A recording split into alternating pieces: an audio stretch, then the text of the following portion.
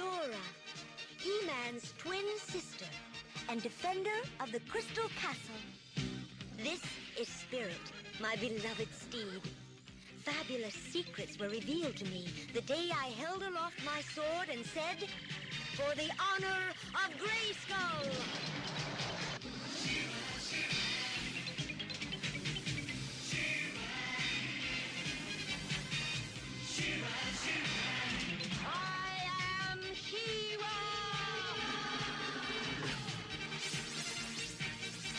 Only a few others share this secret. Among them are Lighthope, Madame Raz, and Cowl. Together, we and my friends of the Great Rebellion strive to free Etheria from the evil forces of Hordak.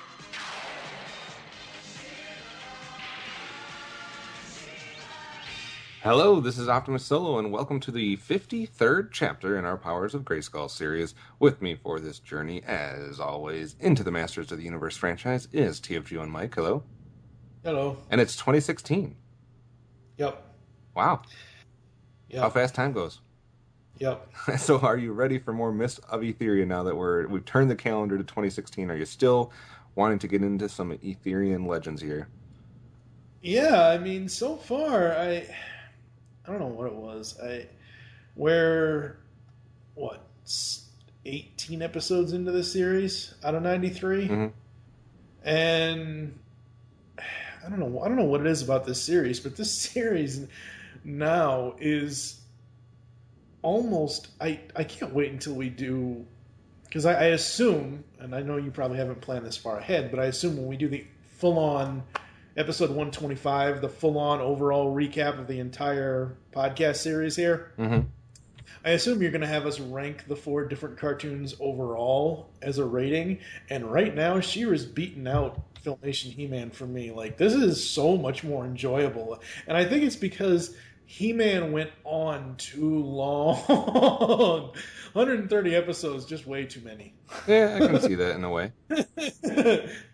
So, but yeah, no, I'm digging it. I'm ready. Let's go. All right. Well, in this episode of Myths of Etheria, we'll be giving you our thoughts on episode 19, Enchanted Castle, episode 23, Courageous Hearts, and episode 21, The Stone in the Sword. Yes, I said that properly. So we hope you're ready, because it's time to go back to Etheria.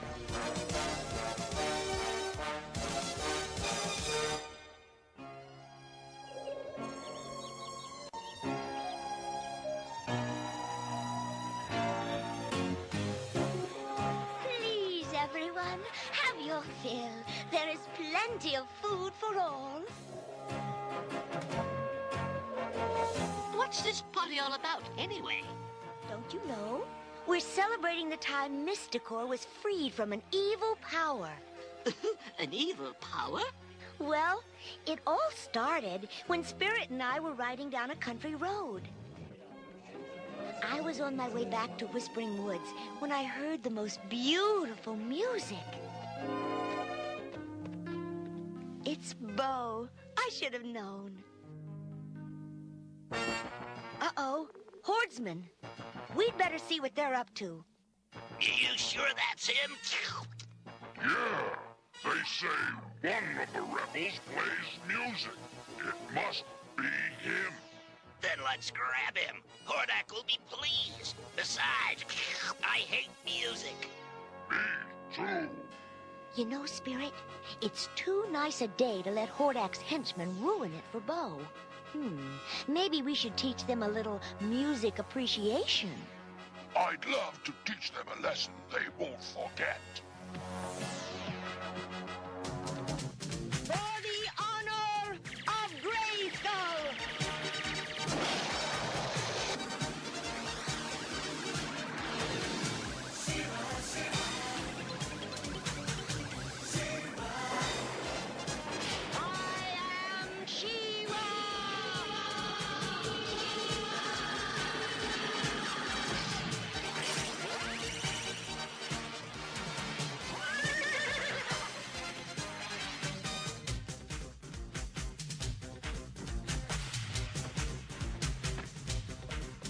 What are we waiting for? Come on, let's get him now. Sorry, fellas, but your little performance has just been canceled. It's She-Ra.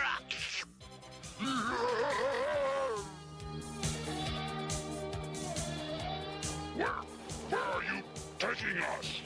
Since your feeling about music seems pretty narrow, I thought I'd give you a broader look at the world. Kind of a bird's eye view. Don't drop us. I'll try not to. Everybody off!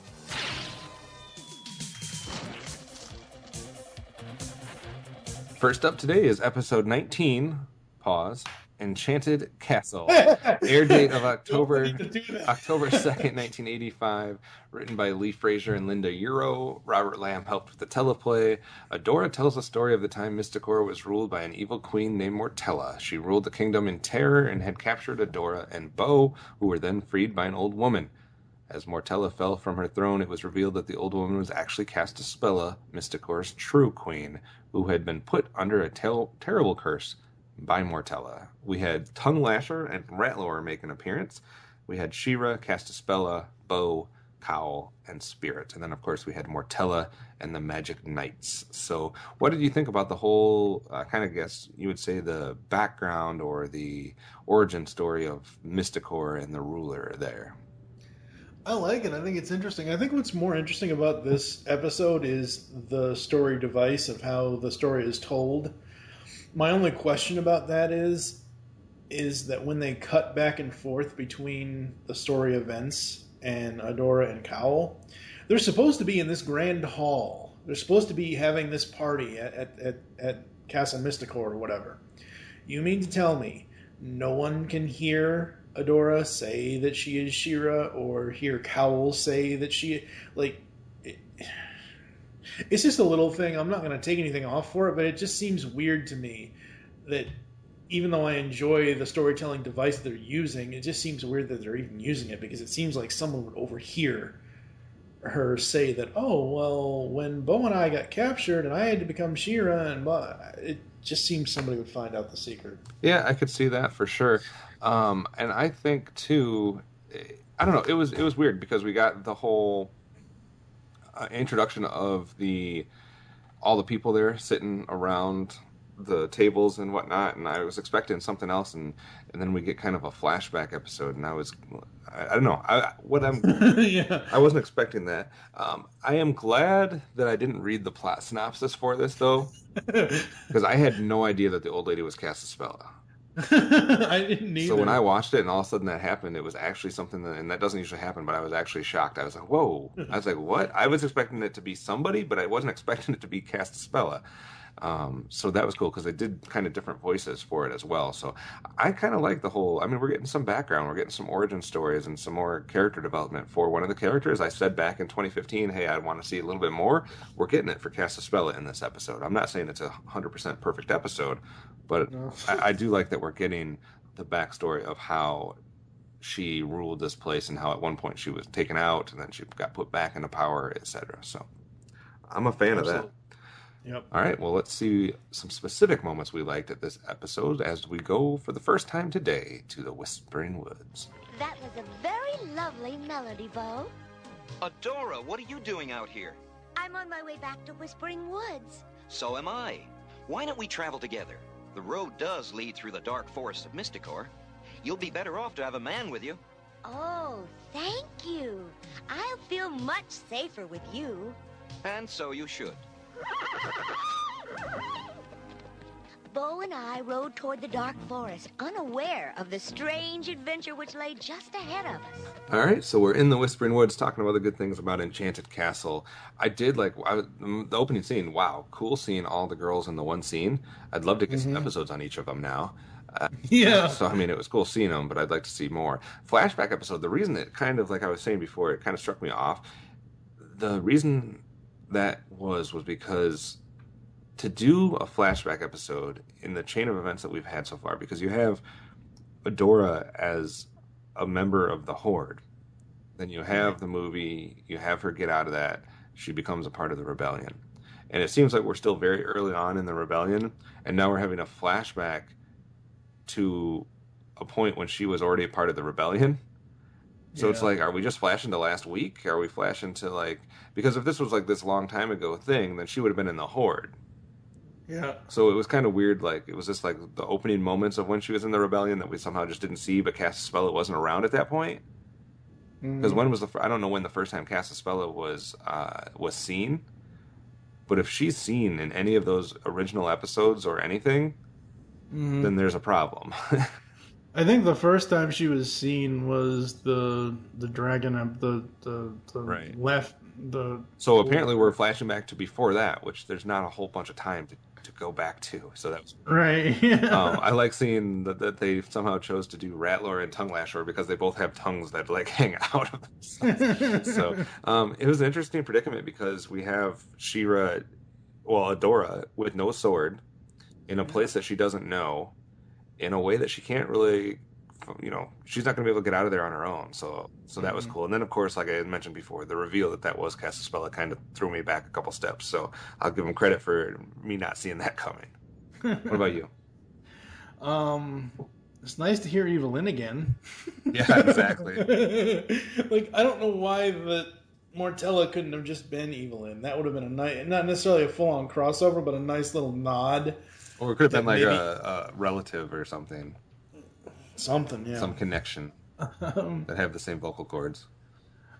I like that we're... Okay, so we've already met Castaspella in 2 previous episodes. I like that she's getting an actual origin here and finding out... We don't exactly... See, this is the only problem. We find out that Mortella dethroned her, but we didn't find out the actual, like, how Mortella got there, where she really came from, like what? Because this doesn't seem like a Horde plot at all. This seems like your standard kingdom, good versus evil, Arthur versus Mordred kind of thing. So I wish we had a little bit more on that. I love the end of this episode. You gotta really watch what you say around the Magic Castle bow, because you're gonna get all wet. Oh God! He so deserved a bucket to the head. Yeah. Anything else, or shall we get to the Fright Zone? No, I think we can get to the Fright Zone. And first thing I have about the Fright Zone is Tongue Lasher's tongue might be a bit extreme. Yeah. I understand that it's going to hang out, but that thing's like down to his like belly button. So that was weird. Yeah, like I said, Evelyn's voice 100%. So I don't know if that's good or bad, but I have it down in the Fright Zone that maybe we don't need to use the exact model of Evelyn for this character and just call her something else. Like I said, the flashback, I like and dislike that. So I don't know. Did she just pull a doorway closed? She took 2 parts of the wall and closed them. So what happens then to the other end of the wall? Because if she shut that, then it opened up on another end. And so we got the drawbridge, right? Yeah. And we need to put the fire out. The easy solution is to take the drawbridge and set it over the fire. It'll have no oxygen. The fire will go out. No, because the drawbridge is wood. It'll burn right through it. Well, but if you do it right away, if you do it like you would do like when you're hitting a fire, like it would have gone out. Instead, they have some weird ass explanation that they're going to somehow use that, which is going to cause a river of water. Like, I understand that you could splash, but putting the drawbridge in there is not going to cause momentum and a stream to go into that building. That was dumb. That was dumb. Yeah, that was a He-Man move right there, folks. What about you? You're better off having a man with you. So this show is sexist in both ways, insulting both men and women, because there have been times where the women have insulted the men, specifically Bo, and now we have Bo basically saying that the woman can't do anything unless there's a man around. Right. So at least it's an equal opportunity sexist show. Yeah, pretty much. Anything else? Bo's such a fraidy cat. God. Ugh. And then, wow, those knights aren't real. Magic, evil magic.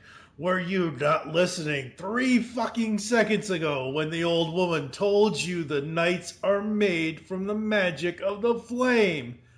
Bo, you are an idiot. Yeah, he is. And what the fuck is Bibble or Bible pie? I'm like, since when do we make pies out of the Bible? No, I think it was something else there. I think they've referenced that before at some point. I don't remember what it was, but... I don't know. What was the PSA in this one? This is just kindness begets kindness type of thing. Like, kindness will be repaid with other kindness. So you were kind to the old lady, she was kind to you. Yeah. Which it works. It works. Do good stuff. Good stuff will happen to you. Maybe it won't, but don't think it's a rule, though. All right. We're going to take a quick break then. We're going to be back with our award ceremony for the Enchanted Castle.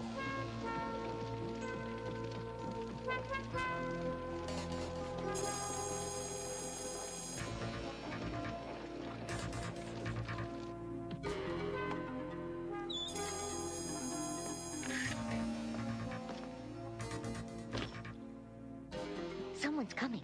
Quick, behind the throne. Hide.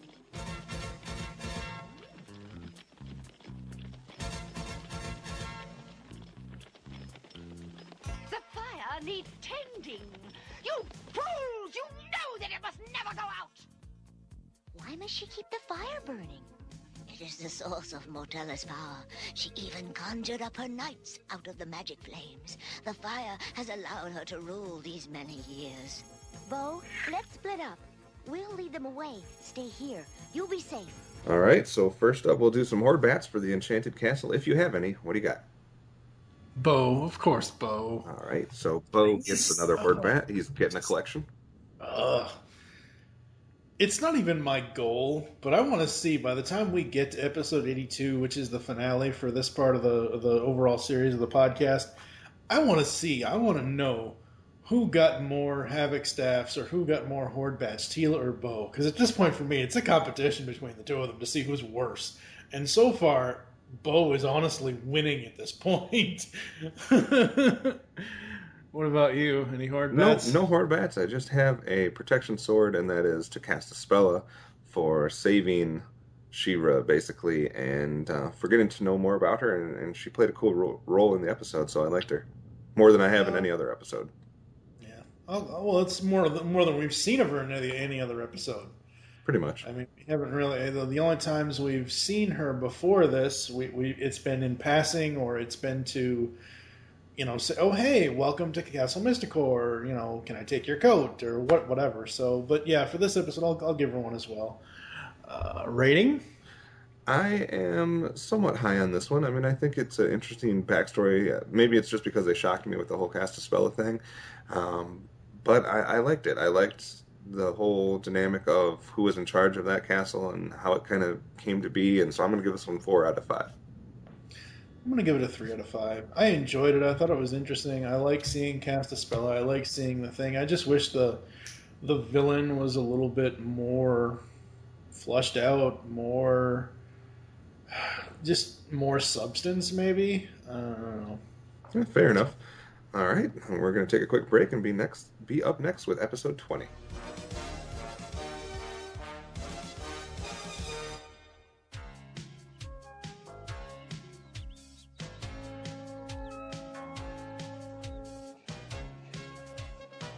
Welcome all to Mysticor's annual trickster competition. Our first competitor will be Frosta.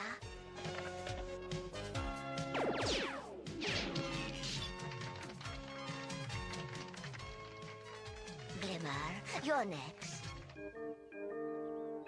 Well, hello, dearie. Have you come to watch the competition? Oh, no, Madame Rouse. I expect to be in the competition. Actually, my dear, I too was considering entering. Thought I might recite some poetry. I don't think poetry is quite what they had in mind, Carl. They want to see feats of strength.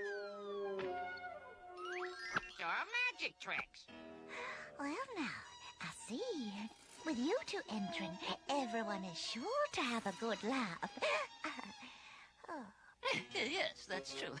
Well, Now, see here, young lady. That's no way to talk to your elders. And what feats of strength are you going to do, Mr. Cow? Well, from what I hear, when the going gets tough, you get lost.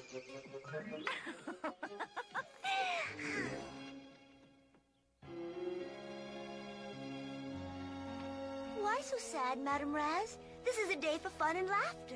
Well, we've just been reminded how useless we are. Oh, don't be discouraged, my friends. All that matters is that you do your best. But Madam's tricks never work right, and I have no strength, and... Remember, the only true strength comes from the heart. So please, come inside. It's time for She-Ra to do her stuff. Oh, you go on, dearie. Show them your best. I think I'll just go back to camp. Yeah, me too. I don't feel much like having fun right now. Madam, Cowl, wait. Maybe it's best to let them work it out for themselves. I'll check on them after the competition. For the honor of GRAYSKULL!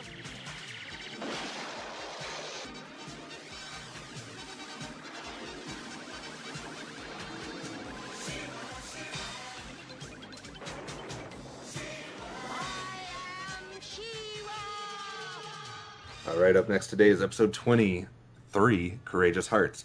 Air date of October 3rd, 1985, written by Philip Castle. Robert Lamb helped on the teleplay again.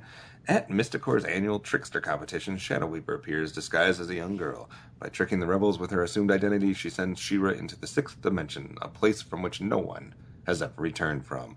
The only ones on hand to do the rescuing are Cowl, Madame Raz, and Broom, and they must overcome their fears if they're going to ever see She-Ra or their other friends again. We have Shadow Weaver and a few Horde troopers. We have She-Ra, Bo, Castaspella, Madame Raz, Supratina, Cowl, Broom. Some other people are seen but don't talk.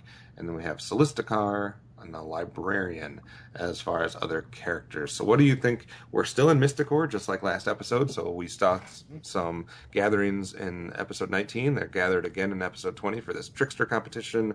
And then the whole idea that She-Ra is cast into the 6th dimension and a prisoner of this Celesticar character. What do you think? I didn't look at I just watched the episode. I didn't even look at the description or anything else. So I'm like, who the hell is that guy? Where'd he come from? You know, it's like... Little devil dude. Yeah. If he's a little bit more redder, yeah, I could see that. Like, usually when they... I think I complained about it when we did the He-Man show, but normally when they have a one-off character like this, they would introduce him like, oh, I'm secretly working for Skeletor. Oh, I'm this, or oh, I'm that. And no, this is just a devil dude trying to keep her working. He finally has someone to play with, so he's going to try to keep her there. Oh God! So essentially, this is the hell of Never Neverland, right? Yeah. God, I like this one. I thought this was interesting. I didn't know right away, but as soon as she did her breathe in where she stops, I knew the little girl was Shadow Weaver. I didn't know like right away. I kind of figured because it's red and it kind of sounds like her, but until she took that breath in, I was like, oh, yep, that's Shadow Weaver, all right. Yeah. I like that we have a focus on the 3 sidekicks for them all. I see Madame Raz and Broom as one team, and Cowl's normally with Bo, but I mean, as 3 sidekick characters, I think they're all really, really well done here, and it just... Madame Raz and Broom. Oh God! Though I could watch an entire comedy series with the 2 of them. That would just be amazing. Yeah, I could definitely see that as well. Like the honeymooners of Etheria or something.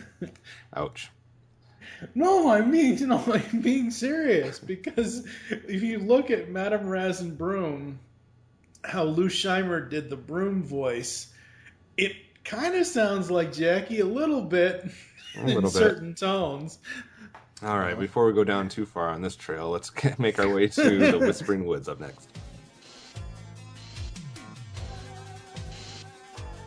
Where am I? Well, I hope this is the way out. I have to time my leap to get past those force beams.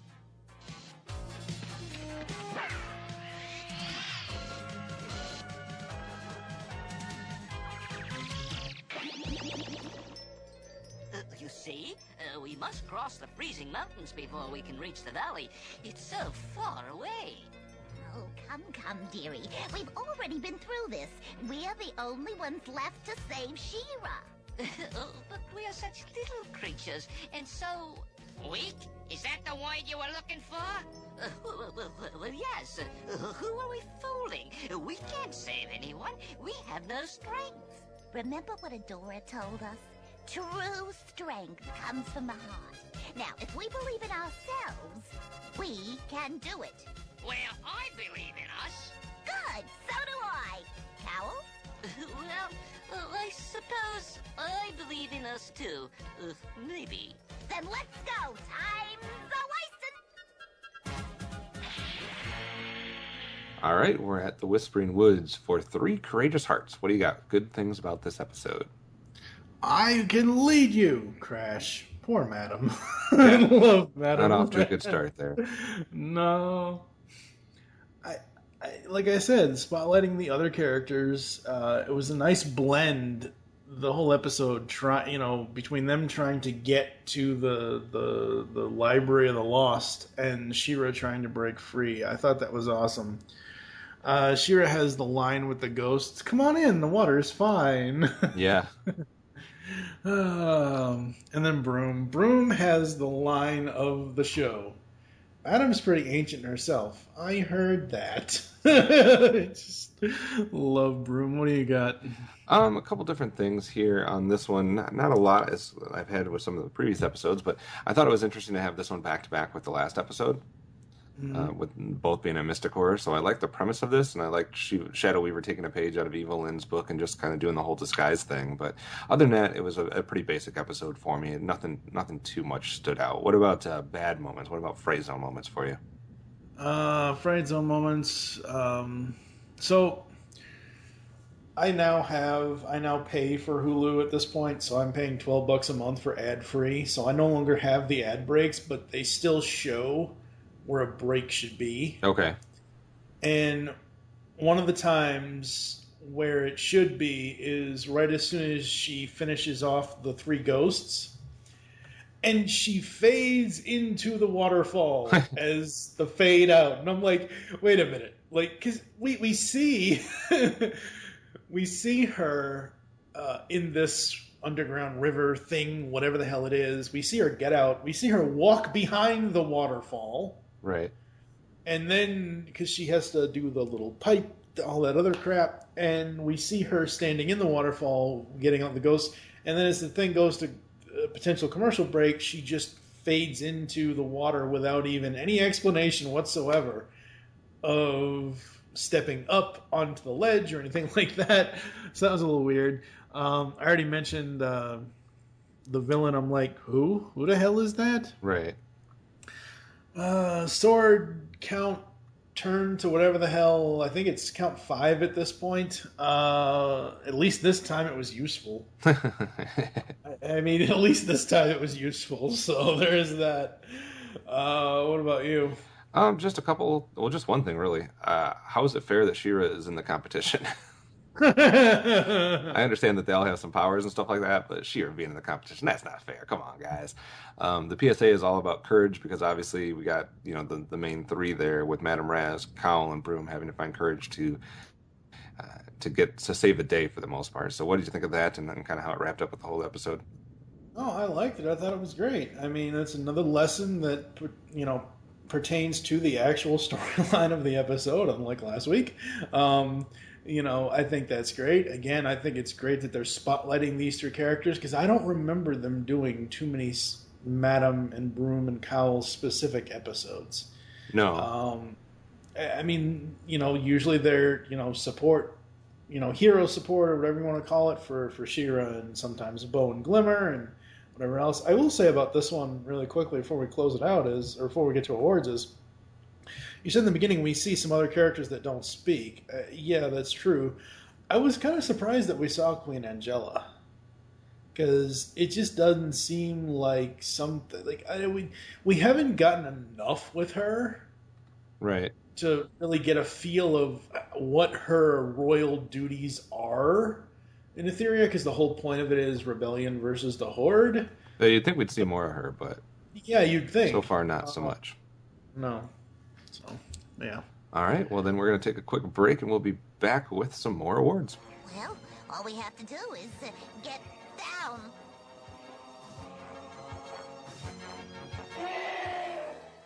A polar beast. Madam, there's a spell, a spell! Dearie my, razzle dazzle, diesel Z. What we need now is a big wide bed.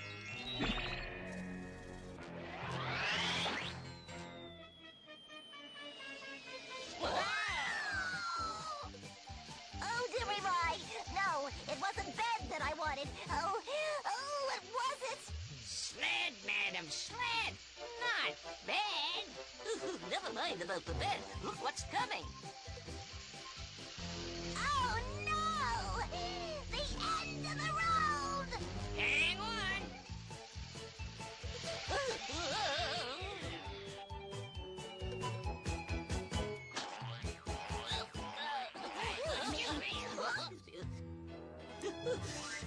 What a ride. It's a good thing we had this soft mattress to land on. See? A bed was a much better choice than a sled. Yes, madam. All right, it's award time for the 3 courageous hearts. Any Hordbats? Shira. She-Ra. What for, say you? Even though it was useful, I'm really getting sick of the sword turning into whatever the hell. I don't mind it as long as it's not a helmet again. I don't think we'll have that problem. Any other Hordbats? No. How about protection swords? I got the little people. I'm giving them to Madame Raz, Broom, Cowl. Because, they were all... Yeah. That's pretty much what I had down. All 3 of them. Yep. 1 for each. All right, so that makes sense there. And what about an actual rating? I'll give it a 4 out of 5. Only because of the focus on the main characters. I almost gave it a 5 out of 5, and then I'm like, no, it's great. It's a good episode. It's not a great episode.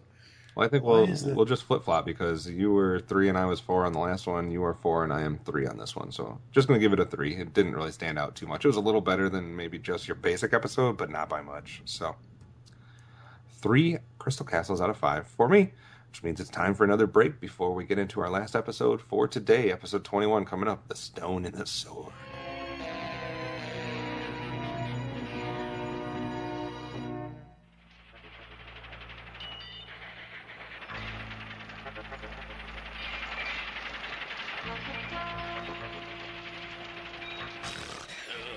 I just love the smell of a brand new weapon. Oh, what do you call it? The Doom Balloon. I can't wait to try it out on the rebels. I'd give anything to see the looks on their faces when they see it in action. Yeah. Very well. Your wish is granted. You may join me in battle. Thanks. Oh, but I better stay behind. Someone's got to polish the prison bars and sweep up the... What? You mean you don't want to come with me? Oh, of course I do, Mighty Hordak. More than anything. You clumsy clot! You almost broke my good luck charm. Oh, forgive me, your supreme nastiness. Hordak, I bring you good news. My dark magic tells me that a powerful storm will strike tonight. This is the night you've been waiting for. Lightning will streak the skies with the fires of destruction. Good! It is time. Prepare the Doom Balloon. Tonight we will destroy Whispering Woods. Now look what you've made me do. Oh, I'm sorry, your high and mightiness. Oh, please, great maestro, not that. Oh, have mercy. It's my vacuum cleaner attachment, you pea-brain. You sure scared me. For a moment there, I was afraid you were going to do this.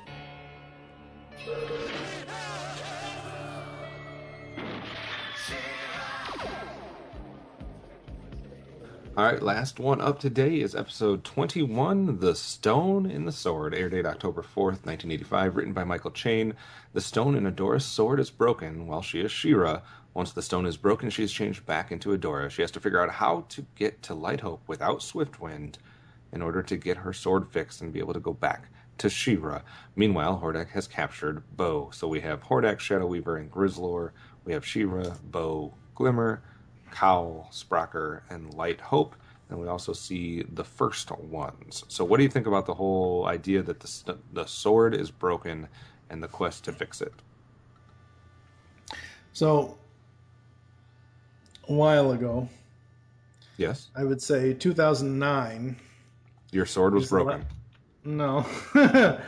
I don't usually use my sword half the time. But anyway, it's a discussion for another day, for another person. Anyway, about 6 years ago was the last time I saw this episode.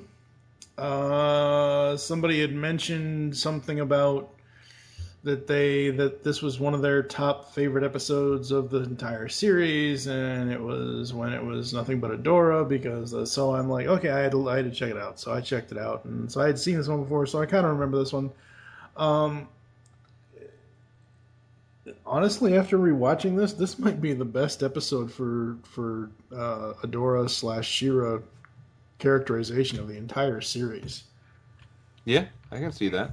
So far, at least from what we've seen, it definitely. I mean, she's had a couple instances now within this episode, and then back in the end of 2015 when we were talking about the other episode where she's not able to become She-Ra because the sword is taken from her, or because she lost her voice, or now because the sword is broken. So we have gotten a little of it. This one might have done it the best. I can see that. Absolutely. No, I absolutely love this one. I think it's great. I think it's a really cool episode. Just some of the stuff that Hordak comes up with, it's a hell of a lot. It's almost better than half the plans Skeletor came up with. Sometimes. Although some of the stuff he turns into is... Well, okay, yeah, some of the stuff he turns into, yes. I'm saying some of the plans that he like the Doom Balloon, the fact that he's going to harness energy and fire it back at them, that's pretty ingenious on his part. It's not bad. Yeah, I'm with this one. I think it's a decent setup. Again, anytime that you're not able to just go to your go-to thing of I'll be She-Ra and save the day, especially since it happened while she was She-Ra, so she doesn't even know why she became Adora, and then she's trying to lift the sword and call it again and trying to figure out what happened. So I like a lot of that. So I think this had a lot of potential. It just comes down to execution, and we're going to have to see how they executed it as we make our way to the Whispering Woods.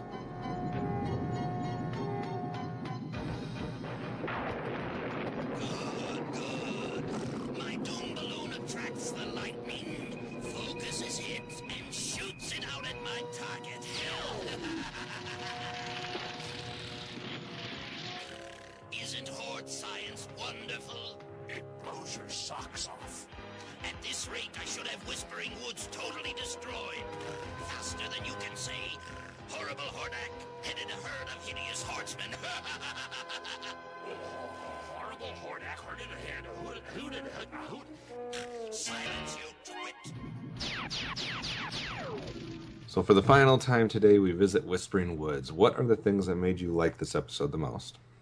The Doom Balloon. That was kind of awesome. Especially how it got wrecked. Seeing how it got wrecked was really cool. I didn't know the Horde had tongue twisters. Like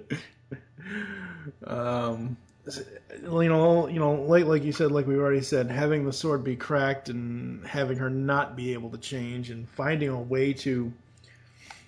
What I liked about this one is they didn't just find a way to get the sorceress there from Eternia. They had to find a way on Etheria for her to get her powers back, and it basically gives her a test of character, test of whatever. The coolest thing about this, and I don't know how often we see this area of Etheria, but we get to see the Etherian underworld. That's awesome. I thought that was really good. And then She-Ra's line, "Is this how you get girls to fall for you, Hordak?" The whole pose for that was pretty good too. She's laying there like a pinup doll. Yeah. It's hilarious. What do you got? I got a couple things here. Number one, I love seeing the little good luck charm that Hordak has, the Horde Trooper figure. That was interesting. I like that there's actually some success as far as Glimmer gets hit with a stun ray, She-Ra gets hit, Bo gets taken captive, so it's not just the constant, we're going to fire lasers at you that never hit you. So I like the fact that... It's not G.I. Joe. Yeah, I like the fact that some people actually got stunned with stuff, and it looked like Glimmer got hit pretty hard. The whole, like we said, the stone and the sword idea and how it's damaged, so we're going to have to figure something else out that added a little twist to it, so I like that. A Light Hope appearance and being able to see Crystal Castle. I might get more into that later, but just the idea that, we see what that is or where that is. They also had some cool music, which I don't usually notice, but on the Horde scene, when they went back to the Fright Zone, there was some interesting music going on there. I liked it. And just the whole premise of a series of challenges that she now has to go through to get the sword fixed. Yeah. Absolutely. As far as Fright Zone moments, I'm going to bounce off right away because you had it in the Whispering Woods moment, but I have the Doom Balloon in the Fright Zone moment. Is that really what we're going to call it, the Doom Balloon? I mean, I guess it's a hot air balloon, but man, that was kind of cheesy. Hordak has a vacuum cleaner attachment. Hordak has an everything attachment. I mean, why does he need a vacuum cleaner attachment? I like how all of a sudden now he says, "Isn't Horde science wonderful?" When a couple episodes he was making fun of Skeletor because of his science. So maybe not the most consistent villain. No, he was making. No, it is consistent. He was making fun of Skeletor for his sorcery. Oh, okay. I must have misheard his line then. And I thought it was supposed to be hard to get into the Crystal Castle. I don't know what the rules are for the Crystal Castle because we've never, until this episode, But Cowell says, even if you get up there, how are you going to get in? It's hard to get in. You need the sword. You need to be She-Ra or something like that. And she just holds the sword and is like, "Yo, I'm here." And they're just like, "Okay, cool." I don't know. I really felt this episode needed to be a 2-part episode. Mm-hmm. Like there was too much to try to do, and it's like they finally get to the point where it's like you got to go through a series of challenges, and I'm looking at the clock, and there's like 5 minutes left in the episode. So they're just going to rush through this somehow. Mm-hmm. And then Light Hope, he talks to Adora and he says, "I must leave you now." And then as soon as the next challenge is done, he's there again. It's like, I thought you had to leave, like she was on her own the rest of the way, not just for a little bit. He kept coming back. And I guess this goes to having to rush the episode, but wasn't that maze supposed to be the impossible maze? Yeah. It showed no element of that being hard. It just shows her walking and then eventually coming to the end. Mm-hmm. And I just kind of think Light Hope is underwhelming. Same problem I have with Horde Prime here. It's just a rainbow colors. Like I would take the Sorceress over Light Hope any day. So I mean the Crystal Castle was cool and all, but I just was a little let down. I was expecting something better out of the whole Light Hope and Crystal Castle angle, and I was just like, that's really I don't know. What about you? So far, the entire series to this point, we only see Light Hope in the intro. Right. That he is one of the quote-unquote people. I didn't realize it was a him, first of all. Whatever. I didn't until this episode. Okay, well, whatever. I thought it was going to be a female, and all of a sudden a dude starts talking. I'm like, whoa. Maybe it's a... Never mind. So here's the thing. We're, 21 episodes in? Something like that. We've only ever seen the whole Light Hope thing in the intro. We've never been to the Crystal Castle before, to my knowledge. If we have, I don't remember it.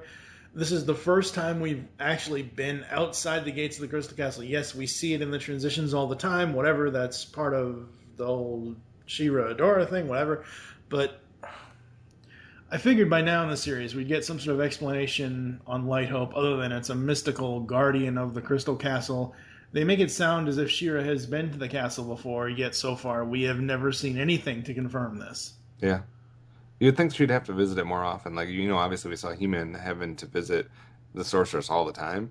Mm-hmm. It's like, I don't know. I don't know what part Light Hope plays in this. So it was just kind of weird for me. Yeah, absolutely. All right. Well, any other Fright Zone moments for you? Nope. All right. We're going to take a quick break. The PSA, by the way, was stick-to-itiveness. I don't know. They made up a word, but let's just go to break. All right, we'll be back with our last session of hardware.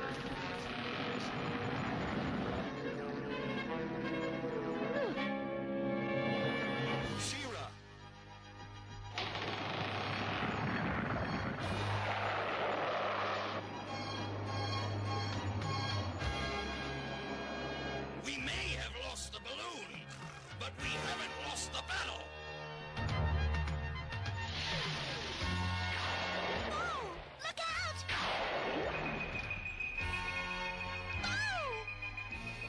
Oh! She-Ra! She-Ra! Adora! Why aren't you She-Ra? The blast must have changed me back. Did I stop Hordak? You destroyed his machine, but he captured Bo. Oh, no! I think we'll need She-Ra to ride to the rescue. For the honor of Grayskull! For the honor of Grayskull! What's wrong? I'm not changing. Oh no, Adora! Look at the stone in the saw.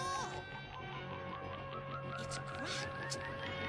Then I can never become She-Ra again. All right, last chance to give out some hardware. I have one Horde Bat to give, and that'll be to Kyle. I'm giving a Horde Bat to Kyle because he was way too negative Nancy in this episode. Yes, he was. Stop trying to put She-Ra down or Adora down, and that. You need to build her up. She's on a mission, so just help her. Yep. What about you? I agree. Cowl, Horde Bat. Yep. All right. Just any protection swords you want to give out? Adora, for essentially adapting to not being able to use her Autobot Matrix of Leadership and become She-Ra. So there's that. What about you on the ratings? Oh, well, I still have... let me give out my protection sword, jackass. I also have a protection sword to give out, and that would be to Adora as well. So we'll be likewise on both the Horde Bat and the protection sword. So you, sir, how is your Crystal Castle rating for this episode? I gotta give it a 4 out of 5. I was gonna give it a 5 out of 5, but the whole lack of explanation on Light Hope or anything like that, 4 out of 5. 4 out of 5 for you? The world is ending because I'm also at 4 on this one. Like I said, if I hadn't been so underwhelmed by Light Hope and the Crystal Castle, I would have probably upped it a little bit, but it let me down a little bit, so I'm going to go down to a 4. And still positive, as we have been for most of today's episodes, for sure. So we're going to take one last break, and we'll be back to wrap up this episode. Do you like retro cartoons? Then Saturday Morning Rewind is the podcast for you. Join them each month as they talk about classic cartoons and interview legendary voice actors like Jim Cummings. I am the terror that flaps in the night. Corey Burton. Sometimes toys can be so flighty. Rob Paulson. Sure, Brain, but how are we going to find chaps our size? Nancy Cartwright and many more. Eat my shorts. So grab a bowl of Lucky Charms. They're magically delicious. Put on your hammer pants. Go to SaturdayMorningRewind.com. And be prepared to feel like a kid again. Once again, that's SaturdayMorningRewind.com. Saturday Morning Rewind was voted Best Podcast Ever by its host, Tim Nidell. So it's gotta be good. Hi, my name is Dr. Andrea Letamendi, clinical psychologist. And I'm Brian Ward, nerd. And we want to invite you to listen to our new podcast, The Arkham Sessions. It's a podcast dedicated to the fun and geeky analysis of Batman the Animated Series, episode by episode. We pay tribute to the writers and the stories of the animated series. While also exploring the very real psychology behind Gotham's rogues. And maybe even its heroes. All of this and more. Each week. On The Arkham Sessions. At UnderTheMaskOnline.com. All right, sir, our first episodes of 2016. You've given out a couple 4s and a 3, as have I. Still somewhat positive. Back in 2015, we asked a little bit about getting some more in-depthness or some character development, etc. We got a little bit of Castaspella. We got a little bit of Adora. We had one episode focusing on the little people. How are you feeling as we start this year? I'm feeling positive. I'm not too sure where this whole Light Hope thing is going to go. I think having Madame Raz and Broom, or Madame Raz and Cowl be the confidence was more than enough. We don't need some abstract, rainbow-looking Discord-sounding dude. We just don't. I don't know, whatever. All right. It's just one of those things where it's like, it would have been nice if they'd already introduced a thing and we had some sort of, like, they just throw it in there. It's like the He-Man Eternity War comic that they're doing right now over at DC.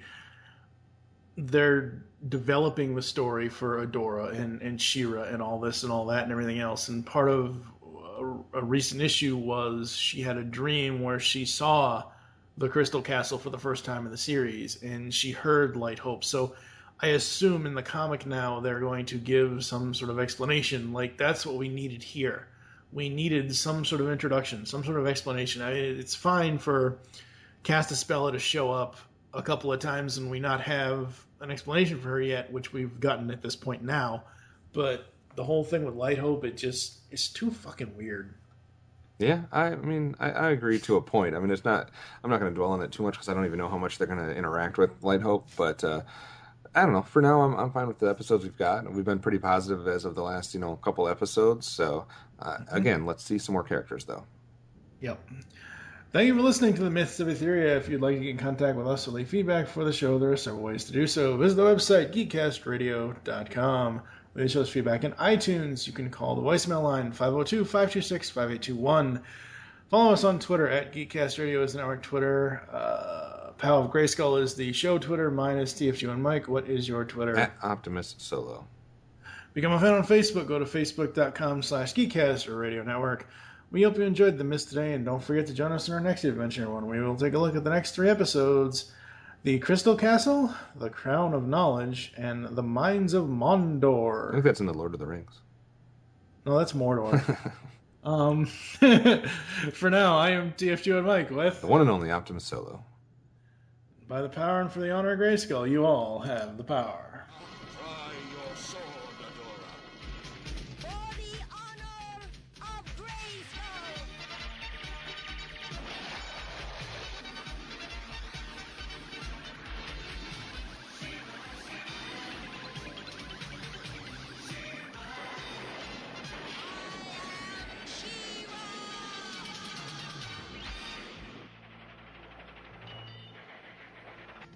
Face it, Rebel. No one escapes from here. Then my friends will get me out.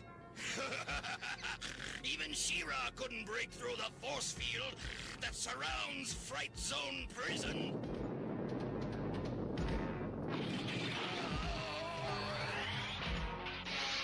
Your backflip was terrific, but your landings need work. She-Ra! Get her, Grizzler!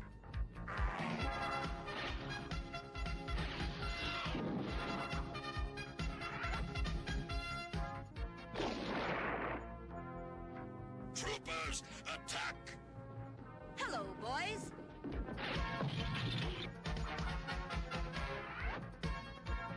Oh, don't fall all over yourselves getting to me.